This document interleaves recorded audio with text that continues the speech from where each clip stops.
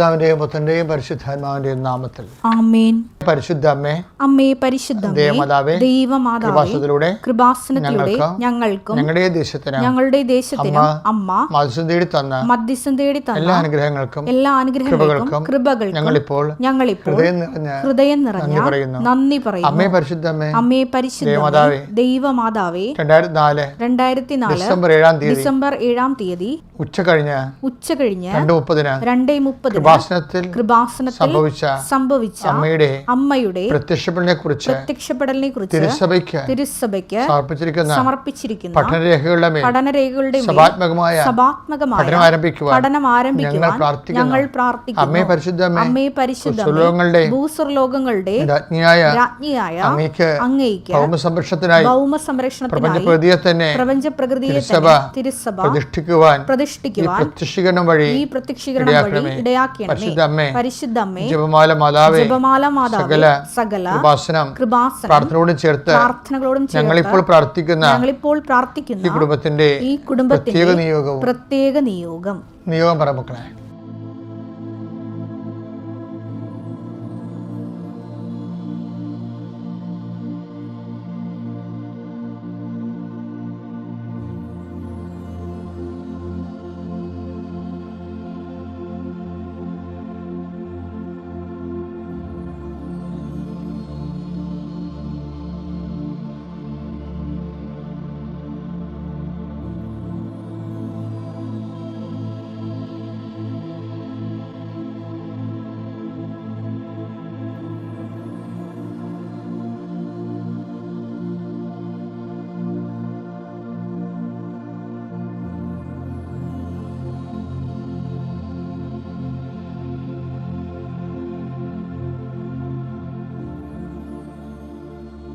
അമ്മയുടെ പ്രത്യക്ഷീകരണത്തിന്റെ അനുഗ്രഹവേളയിൽ ഞങ്ങൾക്ക് സാധിച്ചു തരുവാൻ കനിയണമേ.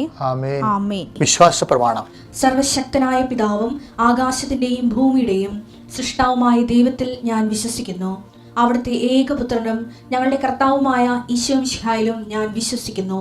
ഈ പുത്രൻ പരിശുദ്ധാത്മാവിനാൽ ഗർഭസ്ഥനായി കന്യകാമറിയത്തിൽ നിന്ന് പിറന്ന് പൊന്തിയോസ് പീലാത്തോസിന്റെ കാലത്ത് പീഡകൾ സഹിച്ച് കുരിശിൽ തറയ്ക്കപ്പെട്ട് മരിച്ച് അടക്കപ്പെട്ട് പാതാളങ്ങളിൽ ഇറങ്ങി മരിച്ചവരുടെ ഇടയിൽ നിന്ന് 3-ാം നാൾ ഉയർത്ത് സ്വർഗത്തിലേക്ക് എഴുന്നള്ളി സർവശക്തിയുള്ള പിതാവായ ദൈവത്തിന്റെ വലതുഭാഗത്തിരിക്കുന്നു. അവിടെ നിന്ന് ജീവിക്കുന്നവരെയും മരിച്ചവരെയും വിധിക്കുവാൻ വരുമെന്നും ഞാൻ വിശ്വസിക്കുന്നു. പരിശുദ്ധാത്മാവിലും ഞാൻ വിശ്വസിക്കുന്നു. വിശുദ്ധ കത്തോലിക്കാ സഭയിലും പുണ്യവാന്മാരുടെ ഐക്യത്തിലും പാപങ്ങളുടെ മോചനത്തിലും ശരീരത്തിന്റെ ഉയർപ്പിലും നിത്യമായ ജീവിതത്തിലും ഞാൻ വിശ്വസിക്കുന്നു. ആമേൻ. സുഖസ്ഥനായ ഞങ്ങളുടെ പിതാവേ, അങ്ങയുടെ നാമം പൂജിതമാകണമേ. അങ്ങയുടെ രാജ്യം വരണമേ. അങ്ങയുടെ തിരുമനസ് സ്വർഗത്തിലെ പോലെ ഭൂമിയിലും ആകണമേ. അന്നു വേണ്ടുന്ന ആഹാരം ഇന്ന് ഞങ്ങൾക്ക് തരണമേ. ഞങ്ങളോട് തെറ്റ് ചെയ്യുന്നവരോട് ഞങ്ങൾ ക്ഷമിക്കുന്നത് പോലെ ഞങ്ങളുടെ തെറ്റുകൾ ഞങ്ങളോടും ക്ഷമിക്കണമേ. ഞങ്ങളെ പ്രലോഭനത്തിൽ ഉൾപ്പെടുത്തരുതേ, തിന്മയിൽ ഞങ്ങൾ രക്ഷിക്കണമേ. ആമേൻ. നന്മ നിറഞ്ഞ മറിയമേ, സ്വസ്തി. കർത്താവ് അങ്ങയുടെ കൂടെ സ്ത്രീകളിൽ അങ്ങ് അനുഗ്രഹിക്കപ്പെട്ടവളാകുന്നു. അങ്ങയുടെ ഉദരത്തിൻ ഫലമായി ഈശോ അനുഗ്രഹിക്കപ്പെട്ടവനാകുന്നു. പരിശുദ്ധ മറിയമേ, തമ്പുരാന്റെ അമ്മേ, പാപികളായ ഞങ്ങൾക്ക് വേണ്ടി ഇപ്പോഴും ഞങ്ങളുടെ മരണസമയത്തും തമ്പുരാനോട് അപേക്ഷിക്കണമേ. ആമേൻ. കർത്താവിന്റെ ഉന്നതമായ നാമത്തിന് സ്വസ്ഥം ചെയ്യുന്നു. കർത്താവിന്റെ വിശുദ്ധ പൗരോഹിത്യത്തെ മഹത്വപ്പെടുത്തണമേ. സഭയിലുള്ള സാന്നിധ്യം പ്രകടമാക്കണമേ. 39 വർഷം ഞാൻ അർപ്പിച്ച കൃപാനയുടെ യോഗ്യതയാൽ കൃപാസ്ഥാനത്താറെ ജീവനോടെ പ്രത്യക്ഷപ്പെട്ട പരിശുദ്ധ അമ്മയുടെ മാധ്യസ്ഥത്താൽ കൃപാസ്ഥാനത്താറെ നടന്ന 10,000-കണക്കിന് ആരാധനയുടെ ശക്തിയാൽ അങ്ങയുടെ മക്കൾക്ക് വേണ്ടി ഞാൻ പ്രാർത്ഥിക്കുന്നു. കർത്താവേ, ഈ പ്രഭാതത്തിൽ ഈ പ്രാർത്ഥനയെ ആശ്രയിച്ചുകൊണ്ട് ജീവിതം തുടങ്ങാൻ പോകുന്ന എല്ലാ മക്കളെയും നിന്റെ തിരുമുറിവാർന്ന് അണിപ്രധാന അത്ഭുതകരത്താൽ ആശീർവദിക്കണമെന്ന് പ്രാർത്ഥിക്കുന്നു. എൻ്റെ കർത്താവിൻ്റെ ഉന്നതമായ നാമത്തിൽ സഭയുടെ അധികാരത്തിൽ കുരിശിൻ്റെ അടയാളത്തിൽ ദൈവത്തിൻ്റെ ശക്തിയാൽ നിനക്ക് ഇന്നത്തെ ദിവസം അനുഗ്രഹിക്കപ്പെടട്ടെ. നീ കടന്നു പോകുന്ന വഴികൾ, കണ്ടുമുട്ടുന്ന വ്യക്തികൾ, ചെയ്തു തീർക്കുന്ന ഹോംവർക്കുകൾ, നിൻ്റെ ഓരോ ഉദ്യമങ്ങളും കർത്താവ് അനുഗ്രഹിക്കട്ടെ. നിൻ്റെ അധ്വാനങ്ങളെല്ലാം കർത്താവ് അനുഗ്രഹിക്കട്ടെ. ഓരോ ദിവസത്തിനും അതാത് ദിവസത്തിൻ്റെ ഉത്കണ്ഠകൾ മതിയല്ലോ എന്ന് അരുളിച്ചത് കർത്താവിൻ്റെ വചനപ്രകാരം നീ അഭിമുഖീകരിക്കുന്ന ഉത്കണ്ഠകളെ അതിജീവിക്കാനുള്ള ആത്മശക്തി, ആത്മധൈര്യം കർത്താവ് നിനക്ക് നൽകട്ടെ. നീ ഇന്ന് കടന്നു പോകുന്ന പ്രത്യേക പ്രതിസന്ധികൾ, നിനക്ക് പ്രാർത്ഥനാ സഹായം ആവശ്യമാണെന്ന് കരുതുന്ന വിഷയങ്ങൾ, പ്രാർത്ഥനാ സഹായം നീ ആരോടെങ്കിലും അപേക്ഷിച്ചിട്ടുണ്ടെങ്കിൽ ആ വിഷയങ്ങൾ ഇപ്പോഴേ പരിശുദ്ധ മതേമാതാവിൻ്റെ മാധ്യസ്ഥത്തിൽ ഞാൻ ഈശോയ്ക്ക് സമർപ്പിക്കുന്നു. നീ പോകുന്ന വഴികൾ, ഉപയോഗിക്കുന്ന വാഹനങ്ങൾ, സ്വന്തം വാഹനമായാലും വാടക വാഹനമായാലും എല്ലാ അപകടങ്ങളിൽ നിന്നും കർത്താവ് നിന്നെ സംരക്ഷിക്കുകയും നീ പോകുന്നിടത്ത് എല്ലാം നിന്നോടുകൂടെ ഞാനുണ്ടായിരിക്കുന്ന അളിച്ചത് കർത്താവിൻ്റെ വാഗ്ദാന പ്രകാരം അവിടുത്തെ സാന്നിധ്യം അനുസ്മരിച്ചുകൊണ്ട് ജീവിച്ചുകൊണ്ട് ആ സാന്നിധ്യം അനുഭവിക്കുവാൻ കർത്താവ് നിന്നെ സഹായിക്കട്ടെ. പരീക്ഷ കഴിഞ്ഞ മക്കൾ, റിസൾട്ട് പ്രതീക്ഷിക്കുന്ന മക്കൾ, അവർക്ക് ഉപരിപഠനത്തിന് ഉപയുക്തമായ ആശാവഹമായ പരീക്ഷാഫലം ലഭിക്കാൻ വേണ്ടി പ്രാർത്ഥിക്കുന്നു.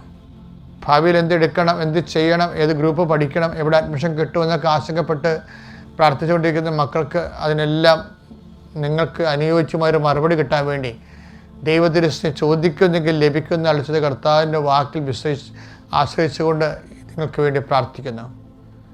നിങ്ങൾ പോകുന്ന വഴികൾ, കണ്ടുമുട്ടുന്ന വ്യക്തികൾ, ചെയ്യുന്ന കാര്യങ്ങൾ, എഴുതുന്ന കാര്യങ്ങൾ, ഒപ്പിടുന്ന കാര്യങ്ങൾ എല്ലാം കർത്താവ് ഏറ്റെടുക്കട്ടെ എന്ന് പ്രാർത്ഥിക്കുന്നു. രോഗികൾ, മരുന്ന് കഴിക്കുന്നവർ, വിവിധങ്ങളായ രോഗങ്ങളിൽ ഇരിക്കുന്നവർ, ഒരു തീരുമാനം എടുക്കാൻ പഹിയാതെ എന്ത് തീരുമാനം എടുക്കണമെന്ന് അറിയാതെ കൺഫ്യൂഷൻ അടിച്ച് നിൽക്കുന്നവർ, ആരോടെ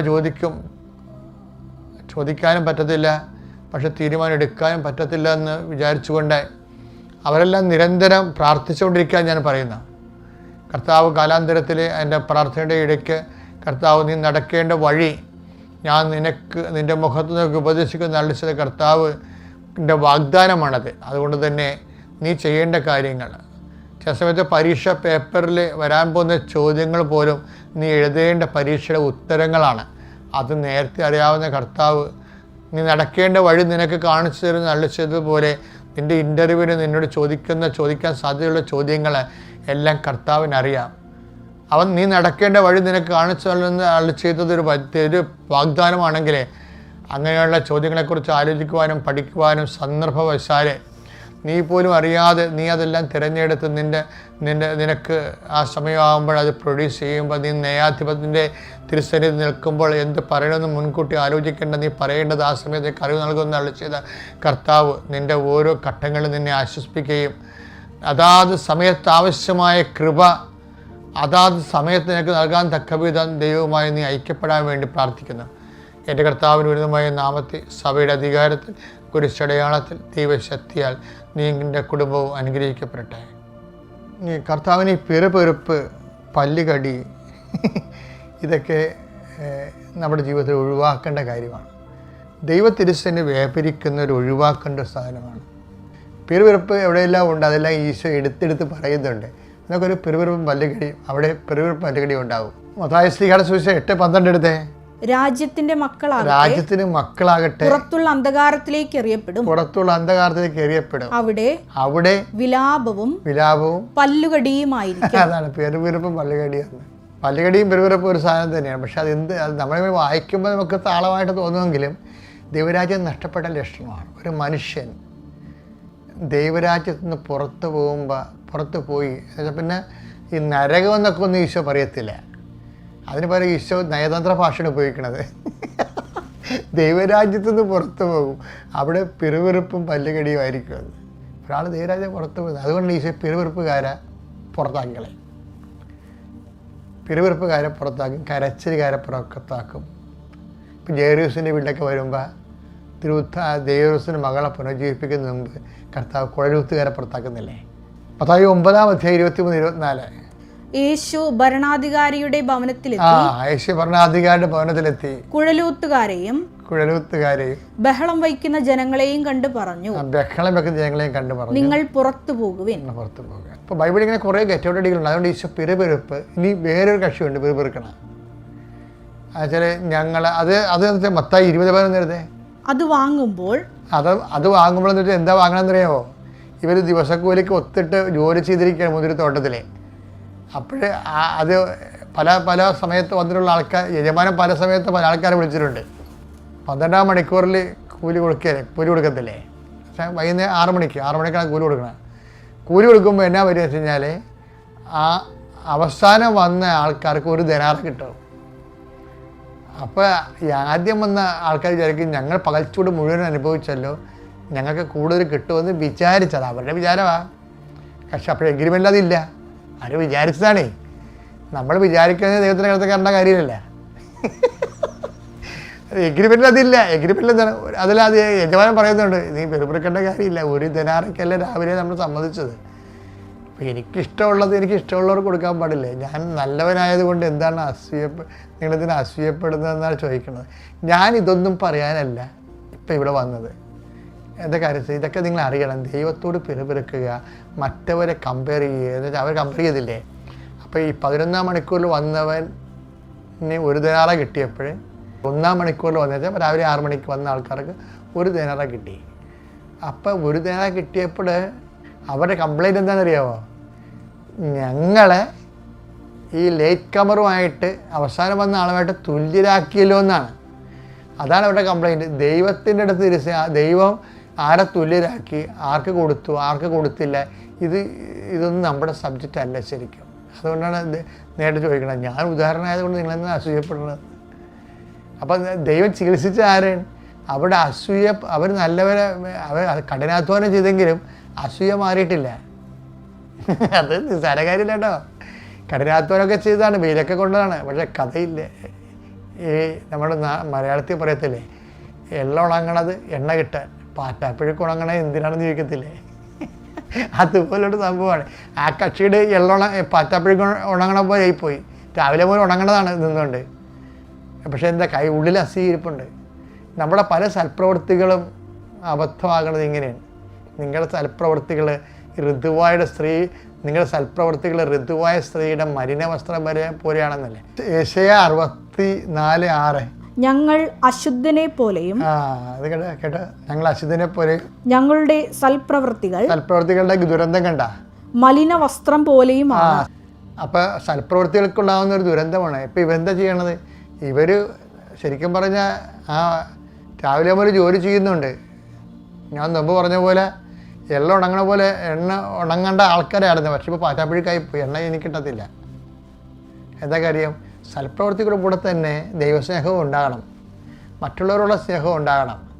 ആർക്കെങ്കിലും സ്നേഹം അസൂയപ്പെടുന്നില്ലെന്നല്ലേ വായിച്ചേ? 1 Corinthians 13:4. സ്നേഹം ദീർഘക്ഷമയും ദയയും ഉള്ളതാണ്, സ്നേഹം അസൂയപ്പെടുന്നില്ല. സ്നേഹം ദീർഘക്ഷമയുണ്ട്, പിന്നെന്താണ്? ദയയുമുള്ളതാണ്, ദയയുണ്ട്, സ്നേഹം അസൂയപ്പെടുന്നില്ല. ഇവർക്ക് ഞാൻ നല്ലവനായത് കാരണം നിങ്ങൾ അസൂയപ്പെടുന്നു എന്ന് ചോദിച്ചില്ലേ? എന്ന് വെച്ച് കഴിഞ്ഞാൽ അതിൻ്റെ അർത്ഥം എന്താണ്? അസൂയല്ല, സ്നേഹമില്ലെന്ന് അതിൻ്റെ അർത്ഥം. കർത്താവ് കുറ്റപ്പെടുത്തണത് അവരുടെ സ്നേഹരാഹിത്യത്തെയാണ് കുറ്റപ്പെടുത്തുന്നത്. ഈ ബൈബിൾ മുന്നോട്ട് വെക്കണ പുതിയ നിയമത്തിലെ ക്രിസ്തുവിൻ്റെ സ്നേഹമില്ലേ, ദൈവീകമാണ് ശരിക്കും പറഞ്ഞാൽ. നമ്മൾ ഈ ആധ്യാത്മിക ജീവിതം എന്ന് പറയുന്നത് അതിലേക്കുള്ള ഒരു വഴി യാത്രയാണ്. അപ്പോൾ ഉണ്ടാകുന്ന അനുഭവം എന്താ ഇപ്പോൾ ഉണ്ടായിരിക്കണത്? രാവിലെ വന്നവരെ വൈകുന്നേരം വന്നവരുമായിട്ട് തുലനപ്പെടുത്തിയപ്പോൾ അവർക്ക് പിറുപിറുപ്പുണ്ടായി. ആ പിറുപിറുപ്പിൻ്റെ കാരണം എന്താണ്? നിങ്ങൾക്ക് സ്നേഹമില്ല. അതുപോലെ കാര്യമുണ്ട്. സ്നേഹം ഉണ്ടായിരുന്നെങ്കിൽ സ്നേഹം അസൂയപ്പെടത്തില്ലായിരുന്നു. അപ്പോൾ ഈ വിഷയം അതാണ്. അപ്പം അതുകൊണ്ട് കർത്താവ് ഇത് തന്നെയാണ് ഈ പുത്തൻ്റെ കഥ വരുമ്പോഴേ.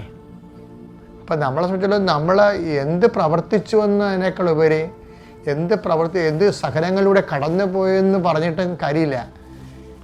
ഞാൻ കുറേ സഹിച്ചു എന്ന് പറഞ്ഞത് ഇവരെ ആൾ പറയുന്നുണ്ട് സഹനത്തെക്കുറിച്ച്. ഞങ്ങൾ ഒന്ന് വായിച്ച് 20:11-12. അത് വാങ്ങുമ്പോൾ അവർ വീട്ടുടമസ്ഥനെതിരെ പിറുപിറുത്തു. അവസാനം വന്ന ഇവർ 1 മണിക്കൂറേ ജോലി ചെയ്തു. എന്നിട്ടും പകലിന്റെ അധ്വാനവും ചൂടും സഹിച്ച ഞങ്ങളോട് അവരെ നീ തുല്യരാക്കിയല്ലോ. അപ്പൊ സഹിച്ച ആൾക്കാരെ കുറിച്ച് വലിയ മതിപ്പൊന്നുമില്ല. കാര്യം സഹിച്ചെന്ന് പറഞ്ഞാൽ സത്യം, പക്ഷേ കയ്യിരിപ്പ് മോശമാണ്. മനസ്സിലായില്ലേ? സഹിച്ചെന്ന് പറയുമ്പോൾ നമ്മളവർക്കും സഹിച്ചു കഴിഞ്ഞാൽ സംഭവം എല്ലാം ഇങ്ങനെ സ്വർഗം ഇങ്ങനെ അടർന്ന് വീഴുമെന്ന്. ഒരു കുന്തവും സംഭവിക്കത്തില്ല. കാര്യം എന്താണ്? സഹിച്ചാലും അവസാനം നോക്കുക. നമ്മൾ സൂര്യനൂലും ഓട്ടം പോലെയാണേ. സൂര്യനൂലും ഇങ്ങനെ ഓടിച്ചുകൊണ്ടിരുന്ന് നമ്മൾ ഓടുകയും ചെയ്യണം, അതേസമയത്ത് നൂല് കോർക്കുകയും ചെയ്യണം. ഫിനിഷാകുമ്പോൾ ട്രഫറി ഒന്ന് നോക്കണത് എന്താ, മാസ്റ്റർ ഒന്ന് നോക്കണത് എന്താണ്? നീ ഫിനിഷായോ എന്നല്ല നോക്കണത്, നീ ഫിനിഷായോ എന്നല്ല നോക്കണത്, ആ സൂര്യ നൂല് കോർത്തിട്ടുണ്ടോ എന്നാണ് നോക്കണത്. അതാണ് പ്രശ്നം. നമ്മൾ ഈ ജീവിതം പൂർത്തിയാക്കുകയും ചെയ്യണം, സ്നേഹം ബാക്കി എല്ലായിടത്തും നിലനിൽക്കുകയും ചെയ്യണം. അതുകൊണ്ട് അത് ഭയങ്കര രസകരമായ കാര്യം. കർത്താവിൻ്റെ എല്ലാ കഥകളിലും ബാക്കി ബാലൻസ് അവശേഷിക്കണത് എന്താ? സ്നേഹമാണ്. അച്ഛൻ പറഞ്ഞു വരുന്നതിന് മനസ്സിലായില്ലേ മക്കളെ? അപ്പം ഈ പിറുപിറുപ്പ് എന്ന് പറയുമ്പോൾ നിങ്ങളുടെ വീട്ടിൽ പിറുപിറുപ്പുണ്ടാ, അതിൻ്റെ അർത്ഥം നിങ്ങൾ കഷ്ടപ്പെടുന്നുണ്ട്, പക്ഷെ കാര്യമില്ലെന്നാണ്. ദൈവം നോക്കണത് എന്താണ്? നിങ്ങൾ അസൂയപ്പെടുന്നുണ്ടോ? എന്തുകൊണ്ട് അസൂയപ്പെടുന്നു? സ്നേഹമില്ലേ? അപ്പം അതുകൊണ്ട് സ്നേഹം ഉറപ്പ് വരുത്തിയിട്ട് വേണം നിങ്ങൾ ബാക്കി പിറുപിറുക്കാതിരിക്കുകയോ കാര്യങ്ങൾ സമീപിക്കാൻ. അപ്പോൾ ദൈവ പൈതലായി നമ്മൾ തുടരും. ഓക്കെ.